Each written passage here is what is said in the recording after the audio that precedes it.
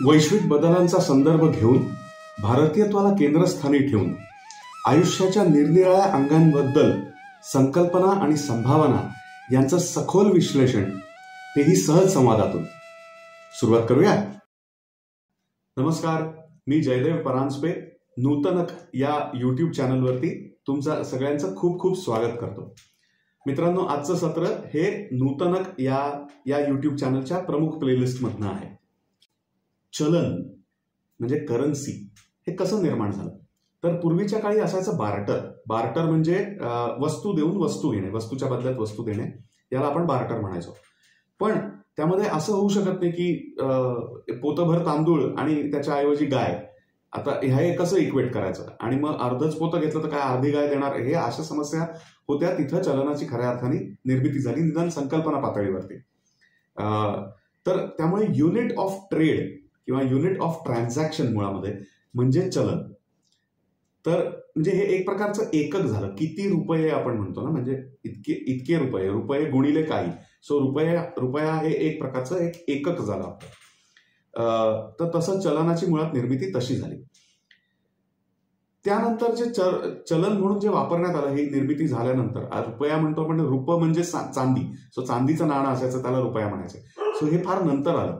मुळामध्ये जे चलन होतं संपूर्ण जगाचं, ते होतं सुवर्ण मुद्रा. सोनं पण सुवर्ण मुद्रा, कारण त्याचं एकक म्हणून काही एक प्रमाणामध्ये असायचं. आधुनिक पूर्व चलन ज्याला आपण म्हणू शकतो, ते असं होतं की प्रत्यक्ष सोनं देणं घेणं, सोन्याची देवाणघेवाण करायची नाही, तर एक नोट लिहायची, त्याच्यावरती असं लिहून द्यायचं की मी घेणाऱ्याला 10 सुवर्ण मुद्रा देण्याचं वचन देतो, किंवा आता पुढच्या काळामध्ये रुपया आला तसं 10 रुपये देण्याचं वचन देतो. आपल्या नोटेवरती, चलनी नोटांवरती हे वचन लिहिलेलं असतं. तुम्ही आजही असतं ते वाचा आवर्जून. आता हे काय व्हायचं, तुमच्याकडे गंगाजळीमध्ये जेवढं सोनं किंवा रुपं आहे त्याच्या प्रमाणामध्ये तुम्ही या नोटा छापू शकता. स्वाभाविक आहे. याला म्हणतात पेग्ड करन्सी. याचं छापलेल्या नोटेचं हे मुळात असलेल्या गंगाजळीशी जोडलेलं नातं, म्हणजे त्याला पेगिंग म्हणतात. सो पेग्ड करन्सी ही आधुनिक पूर्व करन्सी असं आपल्याला मानता येईल. गेल्या काही काळामध्ये, गेल्या शतकभरामध्ये असं घडलं की आधुनिक चलन निर्माण झालं. म्हणजे काय? पेग्ड नाही. हो, आज आपल्या खिशामध्ये ज्या नोटा आहेत त्या पेग्ड नाही आहेत. त्याचा कुठल्या गंगाजळीशी डायरेक्ट संबंध नाही, त्या प्रिंट केलेल्या. याला म्हणतात फियाट करन्सी. Fiat currency. मी म्हणतोय ना, माझी पत आहे, मी म्हणतोय तुम्हाला 10 रुपये देऊ शकतो, म्हणून मी हे छापणार. अशा जोरावरती छापण्यात आलेलं. प्रत्यक्ष द्यायची वेळ आली तर जी बोंबाबोंब होणार आहे ती होणारच आहे. काय करणार? आधुनिक या सदराखाली येणाऱ्या आपल्याकडच्या बऱ्याचशा गोष्टी या अशा थोड्याशा विचित्रच आहेत. मग आता अत्याधुनिक चलन आलं, ते म्हणजे क्रिप्टो करन्सीज, बिटकॉइन वगैरे सारख्या गोष्टी ज्या तुम्ही हल्ली ओळखता. हे काय आहे आणि हे कुठून आलं? मित्रांनो, लक्षात घ्या, आधी ती नोट दिली जायची. आता हल्ली आपण काय करतो, ऑनलाईन ट्रान्झॅक्शन्स करतो. म्हणजे होतं काय, प्रत्यक्ष नोट सुद्धा एक्सचेंज होत नाही. प्रत्यक्ष सोनं, रूपं, कमॉडिटी सोडूनच द्या, त्याच्या जोरावरती छापलेली नोट ती पण सोडून द्या. पुढे आलेली नोट जी आहे, जी फक्त पत या जोरावरती छापली गेलेली आहे, ती पण एक्सचेंज होत नाही. मग एक्सचेंज काय होतं, या अकाउंटमधली एंट्री होते वजावटीची आणि या अकाउंटमध्ये एंट्री होते जमा झाल्याची. म्हणजे एंट्रीजच होतात, आणि ऑनलाईन केल्यामुळे त्या इलेक्ट्रॉनिक एंट्रीज होतात. मग त्या इलेक्ट्रॉनिक एंट्रीज मधनच तुम्हाला चलन वापरता येतं. हे एका विशिष्ट टेक्नॉलॉजीनी, जी टेक्नॉलॉजी खूप चांगली आहे, तो वेगळा विषय आहे खरं म्हणजे, पण त्या टेक्नॉलॉजीचा वापर करून सुदैवाने दुर्दैवाने या क्रिप्टो करन्सीज निर्माण झाल्या, ज्याचं नाव आहे ब्लॉक चेन. तर टेक्नॉलॉजी फार भारी आहे ब्लॉक चेन, पण क्रिप्टो करन्सीज या अशा तयार झाल्या. मला सांगा ना, कुठल्या कमॉडिटीला पेग केलेलं आहे ना, खरीखुरी हातात नोट बघायला मिळते आहे, जी ना काही पत आहे त्याला, पण आहे इलेक्ट्रॉनिक एंट्रीजच्या जोरावरती केलेली क्रिप्टो करन्सी आहे. त्याचं काय मूल्य आहे खरं तर, पण याला अत्याधुनिक करन्सी म्हणायचं. तूर्त आपण क्रिप्टो करन्सीजचा विषय इथं थांबवूया आणि पुढे सरकूया. यावर आपण परतून येणार आहोत. करन्सीचा पुढचा प्रश्न येतो तो म्हणजे रिझर्व्ह करन्सी. रिझर्व्ह करन्सी म्हणजे काय?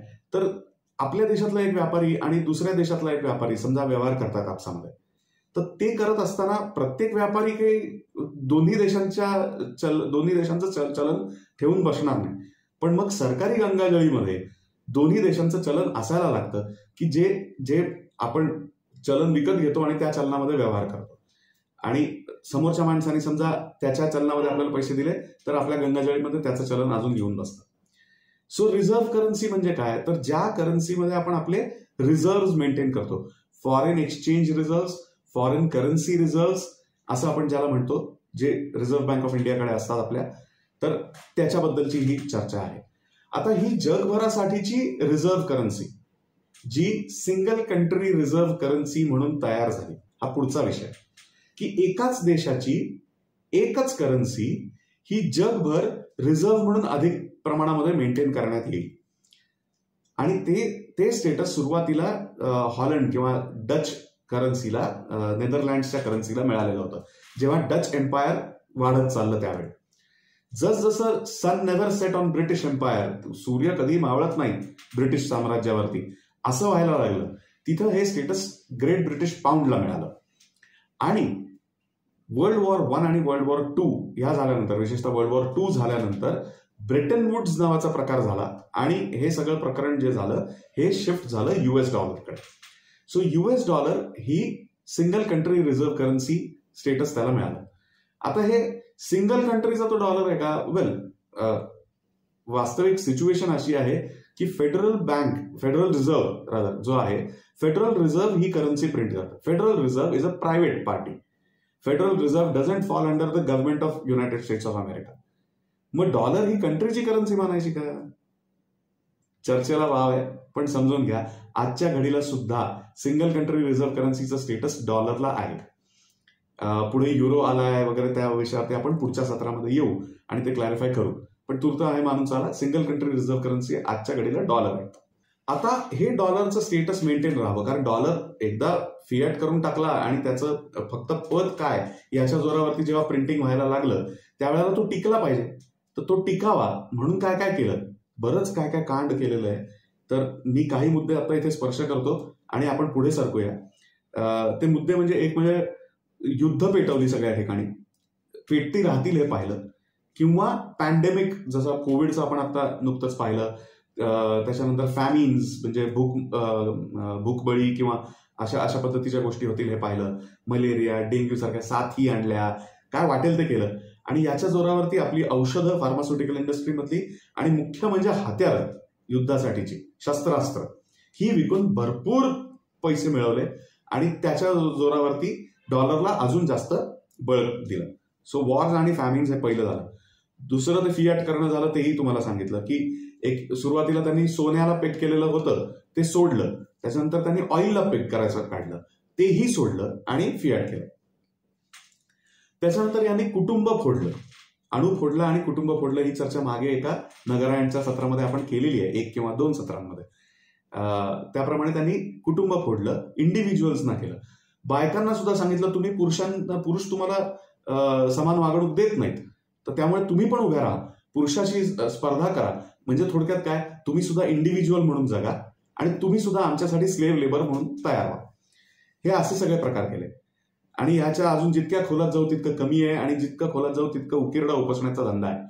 तर त्यामुळे आता आपण तो इथे मर्यादित करूया. या पलीकडे तुम्हाला अजून इतर गोष्टी या संदर्भात जाणून घ्यायच्या असतील तर या विषयांवरती खूप अतिशय छान विवेचन करणारी चॅनल्स आहेत, ज्याच्यावरनं मला अभ्यास करून खूप गोष्टी शिकायला मिळाल्या. जे मागच्या वेळेला मी एक उल्लेख केलेलाच होता, जयपूर डायलॉग्सवरती या संदर्भातल्या विविधांगी पद्धतीने चर्चा होत असते. त्याच्यानंतर याचं आपल्या जयपूर डायलॉग्सचं जे संजय दीक्षित संचालित करतात त्याचंच जयपूर डायलॉग्स USA असं अजून एक वेगळं चॅनल आहे, जिथं विभूती झा म्हणून अजून एक ज्ञानी व्यक्ती आहेत, ते अशाच पद्धतीची सर्वांगीण चर्चा करण्याचे खूप प्रयत्न करत असतात. थोडंसं त्यामध्ये अमेरिकेकडचाही दृष्टिकोन तुम्हाला ऐकायला मिळेल, आवर्जून त्यांचंही चॅनल पहा. आणि मुख्य म्हणजे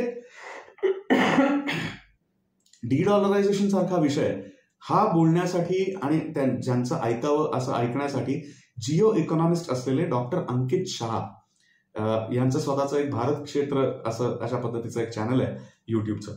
तर या तिन्ही चॅनल्सच्या लिंक्स मी तुम्हाला डिस्क्रिप्शनमध्ये दिलेल्या आहेत. खाली तुम्ही त्या लिंक्स क्लिक करून हे चॅनल्स बघू शकता, फॉलो करू शकता, सबस्क्राईब करू शकता. आवर्जून करा अशी मी तुम्हाला विनंती करेन. डॉलर टिकवण्यासाठी अजून एक गोष्ट करण्यात आली, ती म्हणजे कन्झम्पशन वाढवण्यात आलं. कन्झम्पशन ड्रिव्हन इकॉनॉमी करण्यात आली. याचा खूप मोठा परिणाम झाला. तो म्हणजे कसा, की जे कन्झ्युम करायचे रिसोर्सेस ते एकाच आयुष्यात कन्झ्युम करायचं. कारण अब्राहमिक रिलिजन्समध्ये मुळामध्ये वन लाईफ कॉन्सेप्ट आहे. म्हणजे आपल्याला हे एकच आयुष्य दिलंय, जे काही दिलंय ते आपल्या उपभोगासाठी आहे आणि ओरबाडा आणि उपभोगा. आणि मग कोण ओरबाडणार याची अहममिका सुरू झाली, स्पर्धा सुरू झाली आणि म्हणून रिसोर्सेस कंट्रोल करणं हे सुरू झालं. कन्झम्पशन बेस्ड इकॉनॉमी सगळी पद्धतीची झाली आणि कन्झम्पशन किती वाढतं आणि म्हणून त्याचं मेजर म्हणून जीडीपी सारखी मेजर झाली. अशा खूप साऱ्या गोष्टी डॉलर टिकवण्यासाठी फक्त करण्यात आलेल्या आहेत. डीडॉलरायझेशन म्हणजे काय हे समजावून घेण्यापूर्वी आपल्याला हे समजावून घ्यायला पाहिजे की डॉलरायझेशन हा विषय कसा झालेला होता किंवा single country reserve currency status म्हणजे काय. तर त्याच्यामध्ये 3 फॅक्टर्स असतात, 3 भाग असतात. हे by the way cut copy paste doctor Ankit Shah, thank you very much. पण मी तरी सुद्धा हे म्हणेन की मला जे समजलंय ते मी तुमच्या समोर मांडतोय. चूक झाली असेल तर अंकित भाईंनी मला माफ करावं. पण मला जे समजलंय ते मांडतोय. ही पोस्टमनगिरी असू शकेल, पोपटपंची नाही, हा माझा प्रयत्न आहे. तर याच्यामध्ये 3 फॅक्टर्स असतात single country reserve currency status मिळण्यामध्ये. एक म्हणजे ट्रेड त्या करन्सीमध्ये झाला पाहिजे, ग्लोबल ट्रेड.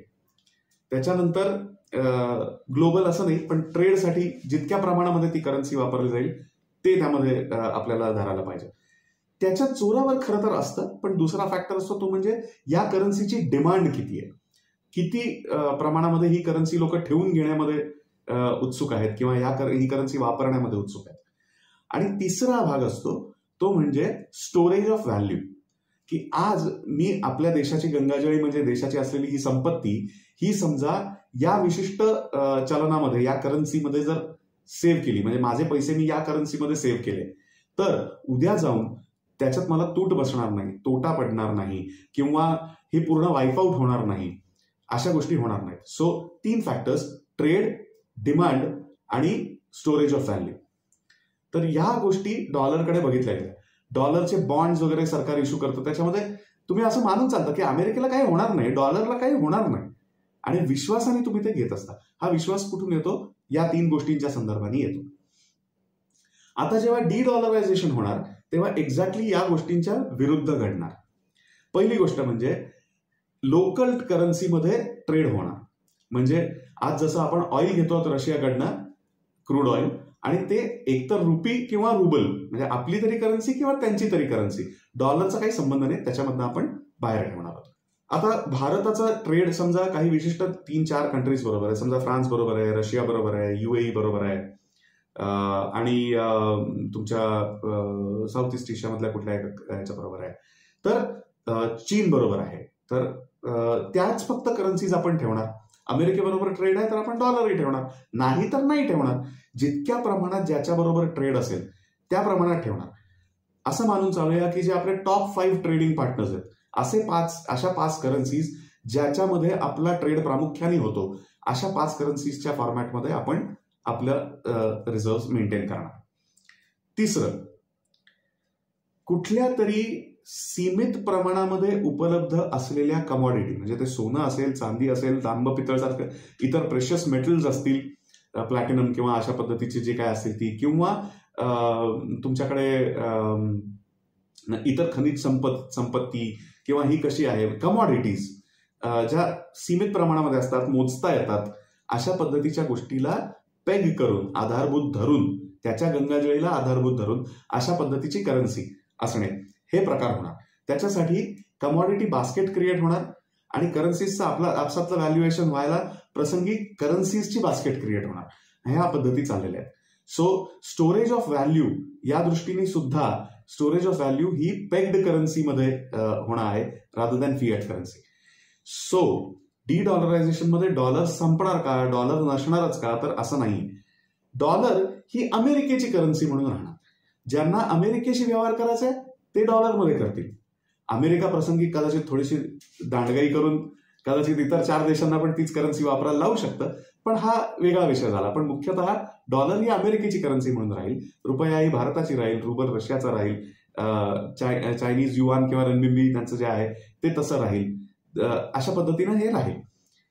सो डॉलर राहणारे डॉलर कुठे चाललेलं नाहीये, त्याचं स्टेटस फक्त जे आहे ते थोडंसं समतल होऊन एका पातळीवरती येणार आहे. दुसरी गोष्ट, सिंगल कंट्री रिझर्व्ह करन्सी असल्या कारणामुळे आपण जागतिक पातळीवरती आज कोळशाचा भाव काय आहे किंवा आज जागतिक पातळीवरती गहू अमक्या विशिष्ट प्रतीचा काय रेटने विकला जातो, तर हे जेव्हा विचार करतो तेव्हा इतके डॉलर्स पर टन, इतके डॉलर्स पर क्विंटल, इतके डॉलर्स पर बॅरल अशा पद्धतीने आपण सांगतो. So valuation expressed in terms of dollars असं का होतं, तर ही सिंगल कंट्री रिझर्व्ह करन्सी आहे. हे आता हळूहळू हळूहळू कमी होत जाणार. मित्रांनो, डी डॉलरायझेशनचा खरा अर्थ हा आहे. आता यामध्ये डॉलरचं व्हॅल्युएशन कमी होणार का? निश्चित कमी होणार, काहीच्या काही कमी होणार. कसं होणार, काय होणार, या गोष्टींच्या बद्दल जर तुम्हाला बघायचं असेल तर डॉक्टर अंकित शहा यांचा चॅनल आवर्जून फॉलो करा. त्यांनी या संदर्भाने काही थोडीशी भविष्यवाणी सारखी केलेली आहे. ते त्याला कारण प्रेडिक्शन म्हणतात म्हणून मी भविष्यवाणी म्हणतोय. वास्तविक माझ्यासारखा प्रोफेशनल जो प्रोसेस समजतो तर त्याला मी प्रोजेक्शन म्हणेन. प्रेडिक्शन हा थोडासा एक मस्करीचा अँगल त्यांनी त्याला जोडलेला आहे असा माझा अंदाज आहे. मग आता करन्सीजचं फ्युचर काय, तर करन्सीचं फ्युचर अशा पद्धतीने आहे, म्हणजे मगाशी पण सुरुवातीला जे करन्सी कशी त्याच्यामधली उत्क्रांती होत गेली ते पाहिलं, तर त्या दृष्टीने आता काय होणार आहे, तर तशाच ब्लॉकचेन सारख्याच टेक्नॉलॉजीवरती कदाचित ब्लॉकचेन किंवा तत्सम इतर काही पद्धतीनं रेग्युलेट केलेली pegged currency, centrally backed digital form मधली, ज्याला सेंट्रली बॅक्ड डिजिटल करन्सी म्हणतात, CBDC, त्याच्याकडे आपण वाटचाल आपली सुरू झालेली आहे. याच्यानंतर अरे कुठे ते काय ते करन्सी मिळते, सगळं सरकारकडे रेकॉर्ड जातं, सोड ना यार, अशा चक्करमध्ये का होईना लोक हळूहळू थोडंसं, चल ना मी तुला दिलं, चल तू मला दिलं, किती भाव बसतो काय बसतो, अशा हिशोबाने परत एकदा हळूहळू थोडंसं काही प्रमाणात बार्टर सुरू व्हायला लागेल. ते हळूहळू वाढत जाईल आणि मग लोकांच्या लक्षात येईल की अरे खरी करन्सी जी होती ती म्हणजे सोनं किंवा फायनाईट कमॉडिटी अशा स्वरूपातली हीच होती. सो आपण ग्रॅज्युअली आपण या दिशेने जाणार आहोत. साधारणपणे मला जे समजतंय, एक जे ओव्हरऑल गोषवारा दिसतोय या सगळ्याच एक्सपर्ट्सच्या चर्चांमधनं, तो काहीसा अशा स्वरूपाचा दिसतोय की निदान या शतकाच्या अखेरपर्यंत तरी आपण CBDC या रिजिम मध्ये जास्त करून असणारच आहोत. पुढे आपण सोन्याकडे परत कधी जाऊ हा खूप पुढचा विषय आहे. कदाचित येत्या 200-300 वर्षामध्ये केव्हा तरी जाऊ असं चित्र दिसतं. आता तुम्ही म्हणाल वा बेटा ये सही आहे, तुम्ही मारे निघाले सगळे डी डॉलरायझेशन करायला.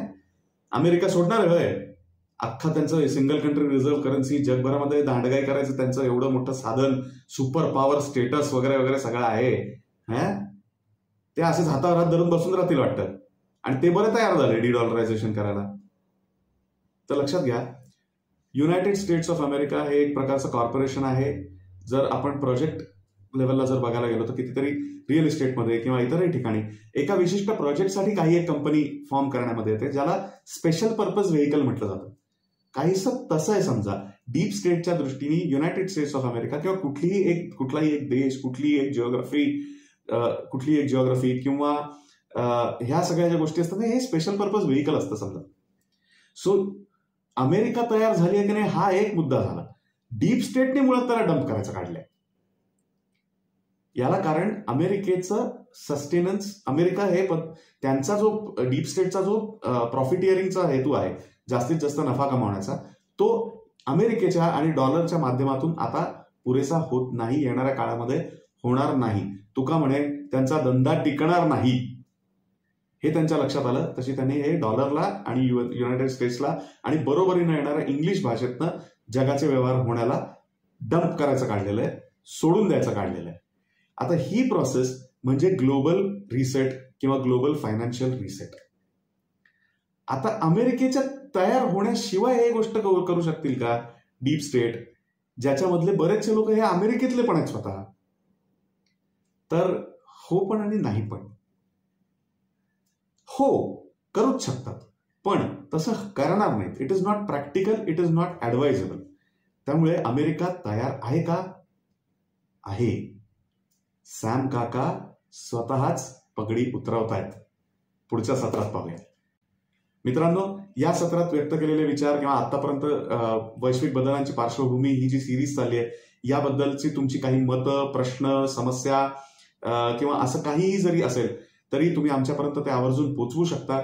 तुम्हाला हे विवेचन आवडत असेल तर व्हिडिओला लाईक करा, शेअर करा, सबस्क्राईब करा.